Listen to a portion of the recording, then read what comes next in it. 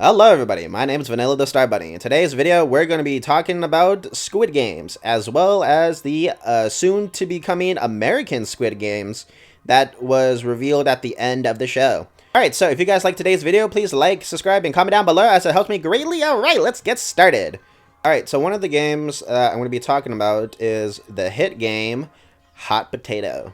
So, some of you guys are probably wondering, how come I didn't add red light, green light, as this is a game that is also popular in the American region. Well, the show already kind of did that, so the rules are kind of already, known. So we're going to be taking some other games, as well as trying to turn them deadly to make sure that these would hypothetically fit a criteria for a Squid Game American version.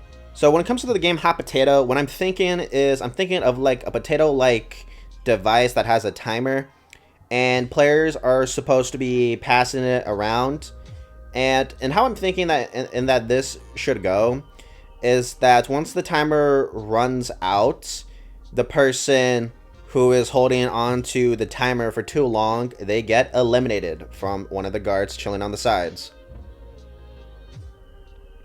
But what if you're holding on to the timer, but what if you just don't grab the timer? Like, for an example, let's say someone throws a timer at you, you don't catch it, but it lands on your spot. In this sort of scenario, because the potato landed on your spot, you were supposed to grab it. By not grabbing it, you will still get eliminated, even if you didn't hold on to the actual thing itself. So this game is mostly focused on trying to be precise with throwing and catching, as well as if you're someone who is, a little bit more of malice, you can hypothetically hold on to the device for a certain amount of time, then pass it to the opponent. This camping way is not only, I think, a way a villain would play the game, but as well as I feel like it adds more to the stakes of the game itself, meaning that each player can be responsible for the eliminations of others or themselves in this kind of scenario. For this game, the game ends when the timer has been around. Well, honestly, when it comes to this scenario, we can either have it that the timer has 3 timers, so only 3 players would be eliminated, or we could make it so that there's one person who survived after the end of each game. We could do it like that, or the other way. Let me know in the comments down below which way you would prefer. Either the timer having a sort of time limit on where it actually stops. Like, I guess another way we can hypothetically kind of point this out is, what if the timer is being manually controlled by someone else? Like, for an example, what if the timer just detonates when someone clicks a button to stop the timer? But then again, I don't really know how this could really work, considering the timer itself not being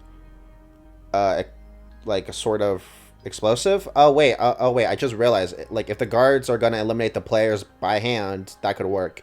We could also have like a trap door kind of situation where that could also work, but I think in the process that would also kind of drop the timer. But overall, I think it's fully possible to implicate the game of Hot Potato into Squid Game, as I think there's a lot of ways to not only make it fit around it, but also I think the game itself, I think, is pretty much well known for the American region and how the game works. Alright, another game that we can put into this American Squid Game is hopscotch. Alright, and how I imagine hopscotch, I kind of imagine it sort of similar to the glass bridge, where the players need to make it to the other side on, like, underneath a certain amount of time. So what I'm thinking is one long hopscotch bridge, and when a player is selected, they have to throw their rock or pebble or something, because in some versions of hopscotch I see people play, some people throw like a stone to the certain spot that they eventually try to go to. In this situation, each player is given a stone and they have to throw it onto the hopscotch steps in order to get to that very specific step. So in this situation, and what would happen is that once the player throws the stone, they have to hop on it, eventually get to their stop. However, once the player eventually lands to the spot they eventually ended on, they're not allowed to get out of the position that they're in. Like, for an example, you're not allowed to move over the square, either forward or back, as that would be considered cheating. If you are hopping on one leg, you have to stand on that one leg, and if you fall forward or back, you get eliminated. And also, if you are, for an example, you miss the stone that you throw, you also get eliminated. So in this game, not only that balance is key, but also as well as accuracy with how you throw your stone. This game itself is a little bit more, I guess, relying on more skill, because this game is affecting how you are moving across as well as your teammates. Because if two people are on the same square, that would make it hard for them to keep balance on each other, and that would just like make people fall off the square. Another game idea that we can do for this American Squid Game is, I mean, I don't really know if board games are on the table as in America. A lot of people like to play board games. I don't really know what it's like for other countries, but I haven't seen board games for other countries. So I'm going to be tapping into some of board games that I think would work for this idea. One of the games I'm thinking that is possible to have on the show is Uno. If whether or not Uno actually copyright claims whatever, not only that, it will kind of limit us to what we're like specifically allowed to say, but like, let's say in this hypothetical, Uno is like allowing the creator of Squid Game to use their game in order for this TV show. And how I'm thinking this would work is that each player would be in these sort of cages, and how this works is that once they are given their cards, they're allowed to play them. Whatever that a person gets, like a draw 2 or a draw 4, a person has to pull a card. With the amount of times a person pulls a card, it adds a weight on top of the person's cage. And so the more weights that are added onto the cage, either by pulling cards or doing draw 2s or draw 4s, this will make it so that on top of the person's cage, there will be more weights. And once the game is over, the cages will open and all the weights will fall onto the person. This is how I think Squid Game could work with Uno. Because as a concept, I feel like it's a concept that works pretty well. If you haven't noticed in Squid Game, in the way that the characters get eliminated, they usually get eliminated in ways that are quick. They don't usually go out in ways that are, you know, that like take a while. They usually just get out like really fast. So I think that this way is a good way to eventually get that narrative across.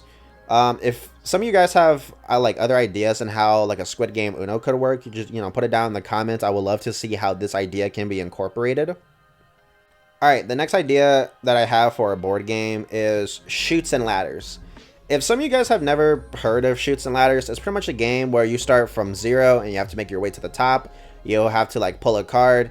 With the card that you get, you eventually have to make your way to the top. If you land on a space, you go down the slide, which makes you go back to the previous spot or just a little bit near the beginning. And how I'm thinking this idea can be incorporated is I can imagine this kind of be like a maze in a way.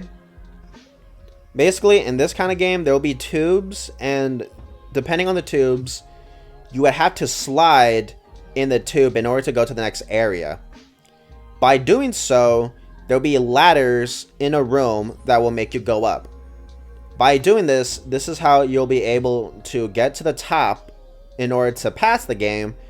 But as well as if you take the wrong slide, you eventually make your way to some sort of, I don't know, doom. Like, I don't know what or how players would be eliminated like this, but this is the overall idea and how this could work. Like, I can imagine it as a game that's kind of sort of similar to, like, again, like a maze. However, I feel like this idea itself can be greatly incorporated into a lot of good, not only scenes for the shows, but as well as to like revive some of these games. Because, I mean, last time you checked, I mean, when was the last time you heard anyone play Chutes and Ladders? Like, I don't know. When it comes to the overall idea for Squid Game, a lot of the games are kids games. So even though that like a game like Uno is like a little bit more played with older people, we can still try to get to the idea of grabbing games that a lot of us remember playing while we were younger to incorporate it into this idea. Overall, this is how I think some games can be applied into the American version of Squid Game. If some of you guys have other ways and like other games that can be played like this for the American version, let me know in the comments down below. I will be more than happy to make a video based off that comment, and as well as edit some things I hear, so we can try to make the game a little bit more, I guess, realistic to what what we previously been shown. Again, please like, subscribe, and comment down below, as it helps me very much with the algorithm. Yeah, just have a very starry day.